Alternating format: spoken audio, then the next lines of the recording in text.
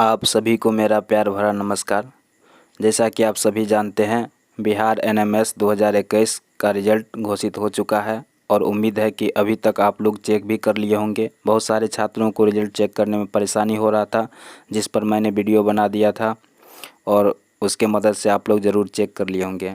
अब भी क्वेश्चन आ रहे हैं, बहुत विद्यार्थी कमेंट कर रहे हैं कि सर 32 रैंक है, इसका क्या मतलब हुआ।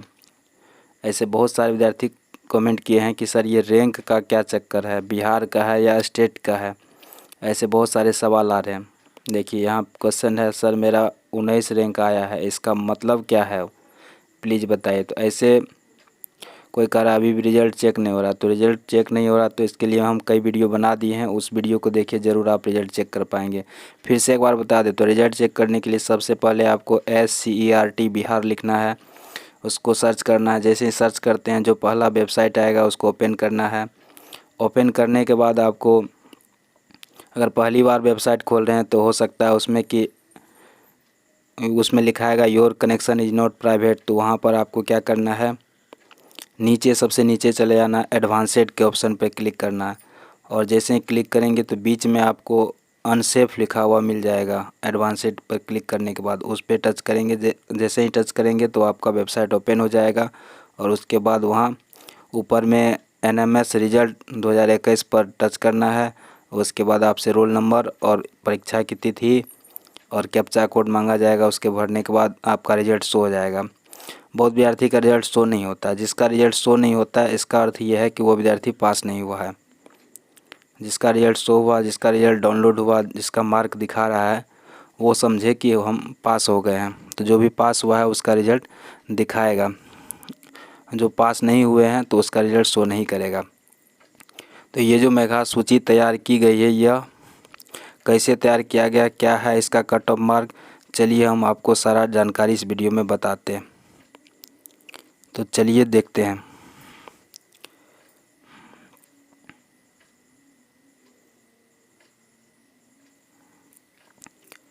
मैंने उसका नोटिफिकेशन जो दिया हुआ वेबसाइट पर उसको डाउनलोड करके रखा है, उसी के द्वारा हम बता रहे हैं। जैसा कि आप देख रहे हैं स्क्रीन पर, ये मैंने डाउनलोड करके रखा है। इसमें आप देख सकते हैं कि साफ साफ लिखा हुआ है कि राज्य शिक्षा शोध एवं प्रशिक्षण परिषद, ये बिहार सरकार का है, मेधा छात्रवृत्ति 2021 का। और इसमें जो है किस तरह से आप अगर आप पास कर गए हैं तो कब आपको छात्रवृत्ति मिलेगी, कैसे मिलेगी, इसमें सारा प्रोसेस लिखा हुआ है। आप इसको पढ़ सकते हैं। तो मैं इसको पढ़ देता हूँ। एतद द्वारा सूचित किया जाता है कि राज्य शिक्षा शोध एवं परीक्षण परिषद बिहार महेंद्र पटना द्वारा दिनांक 24/1/2021 को आयोजित राष्ट्रीय आय मेधा छात्रवृत्ति परीक्षा 2021 का प्रोविजनल आंसर की SCERT पटना के वेबसाइट पर अपलोड किया गया था एवं परीक्षार्थियों से प्रोविजनल आंसर की पर दिनांक 10/2/2021 तक आपत्ति मांगी गई थी। उक्त परीक्षा में पूछे गए प्रश्नों के संबंध में परीक्षार्थियों से प्राप्त आपत्तियों के निष्पादन हेतु विषय विशेषज्ञों की गठित टीम द्वारा समीक्षा उपरांत पाया गया कि सेट के 4 प्रश्न त्रुटिपूर्ण। कहने का मतलब इसमें सेट का जो परीक्षा हुआ था जिसमें 90 प्रश्न पूछे गए थे, जिसमें से कि 4 प्रश्न गलत था, ये बता रहा है। तो उस गलत प्रश्न को छांट दिया गया है और इसका जो सही आंसर की है वो भी आपको वेबसाइट पर लोड कर दिया गया। आप वहाँ से सही आंसर की लोड करके चेक कर सकते हैं। उसकी अब शायद ज़रूरत नहीं है, जो होने का था वो तो हो चुका है। तो अब ये जान लीजिए कि कितना मार्क लाने पर पास करेगा कोई। तो चलिए देखिए, इसको बड़ा कर देते हैं। तो देखिए, सामान्य कोटि एवं अन्य के लिए जो है आपको मैट में 36 मार्क आना चाहिए, 36 या 36 से ज़्यादा आना चाहिए सामान्य कोटि के लिए। और सेट में जो है आपको 34 या 34 से ज़्यादा आना चाहिए। अगर आप सामान्य कोटि से आते हैं तो इसमें क्वालिफाई, अगर इतना मार्क आया तो आप समझे कि आप क्वालिफाई किए हैं। और अनुसूचित जाति जनजाति एवं निःशक्त के लिए 32% मार्क चाहिए, जो होता है 29। ये मैट में 29 चाहिए और सेट में 28 चाहिए। तो इसीलिए आप देखते होंगे जब रिज़ल्ट आपने चेक किया होगा तो कोई विद्यार्थी कम मार्क पे ही उसका जो रिज़ल्ट शो हो जाता है वो पास हो जाते हैं। तो ये जाति वाइज होता है, कास्ट वाइज होता है, जाति अनुसार उसको कुछ छूट मिलता है, तो इसलिए ऐसा होता है। यहाँ देख सकते हैं साफ साफ लिखा है सामान्य कोटि के लिए क्या है 40% मार्क चाहिए, लेकिन अगर अनुसूचित जाति जनजाति में आते हैं तो 32% ही चाहिए, तो इस कारण से ऐसा होता है। और रही बात रैंक का, तो ये जो रैंक दिया है ये यहाँ पे स्पष्ट आप देख सकते हैं, यहाँ साफ साफ लिखा हुआ है जिलावार निर्धारित कोटा के अनुसार। ये जिलावार रैंक तैयार किया गया है, यानी कि जो आप रैंक देख रहे हैं यह जिलावार है। ज़िले में प्रत्येक ज़िला का, वैसे बिहार में 5438 सीट है, तो उसी हिसाब से जो है अलग अलग ज़िला में, बिहार के अलग अलग ज़िला में अलग अलग सीट निर्धारित है। तो जिस ज़िला का जितना भी सीट निर्धारित है तो उस हिसाब से जो है इसमें रैंक दिया गया है। तो रैंक जो है यह ज़िला वाइज है और मार्क के हिसाब से, जिसका जितना मार्क है तो उस तरह से उसका रैंक दिया गया है, यह ज़िले में है। और इसमें आप देखते होंगे किसी लड़की का अगर है तो लड़की में कम ही मार्क पे उसका रैंक ज़्यादा, तो कम लड़की परीक्षा दी थी तो इसलिए इसके कारण ऐसा होता है। और किसी कम मार्क लाने पर भी देखते होंगे किसी का 95 नंबर ही है और वो जो है उसका रैंक 3 या 4 बता रहा है, और किसी का 100 से ज़्यादा मार्क है वो रैंक 15-16 बता रहा है। तो ऐसा हो सकता है, ऐसा इसलिए हो सकता है क्योंकि जाति बाय जो ये आरक्षण की व्यवस्था है इसके तहत ऐसा होता है। तो जैसे ये इसमें आप देख रहे हैं कि अनुसूचित जनजाति ये 29 और 28 मार्क ला करके ही पास हो जाएंगे, तो अगर उसमें से आते हैं तो उसका रैंक निश्चित रूप से आगे होगा कम मार्क पे ही। तो इसी तरह से उसका परसेंटेज निकाल करके जिला वाइज रैंक दिया गया है। तो उम्मीद करते हैं कि आपको सारी जानकारी समझ में आ गई होगी।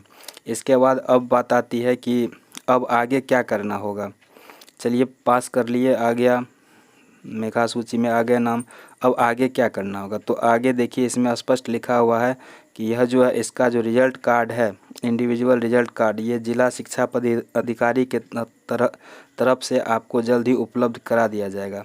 इसमें महीना दिन का समय लगभग लग सकता है, तो ये आपको उपलब्ध करा दिया जाएगा।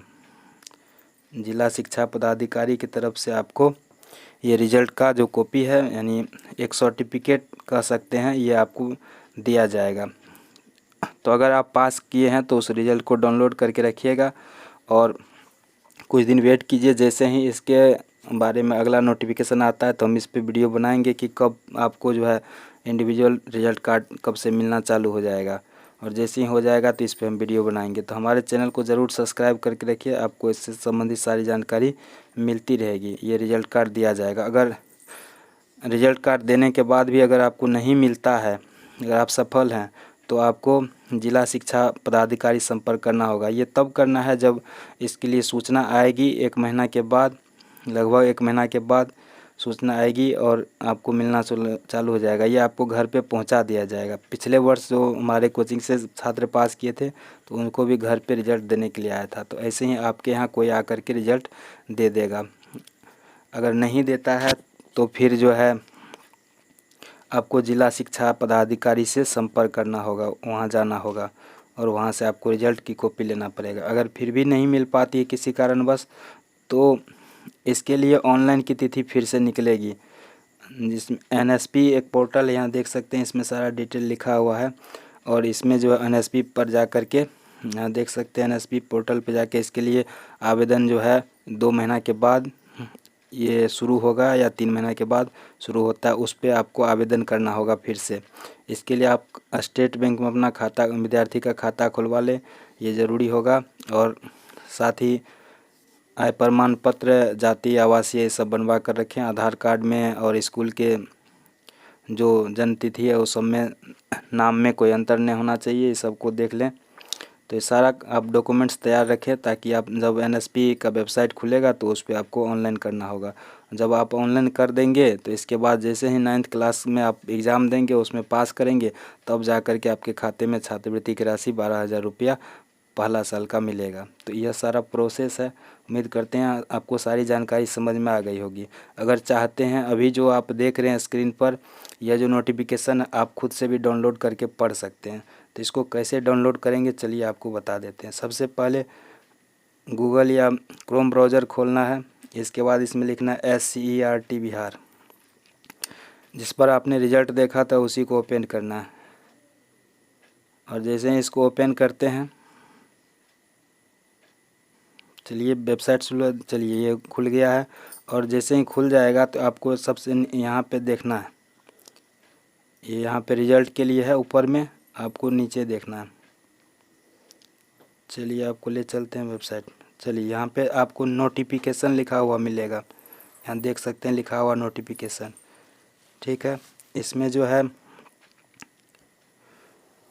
इसको व्यू ऑल कर देते हैं, या देखिए यहाँ पे लिखा हुआ NMS रिजल्ट 2000 इम्पोर्टेंट नोटिस।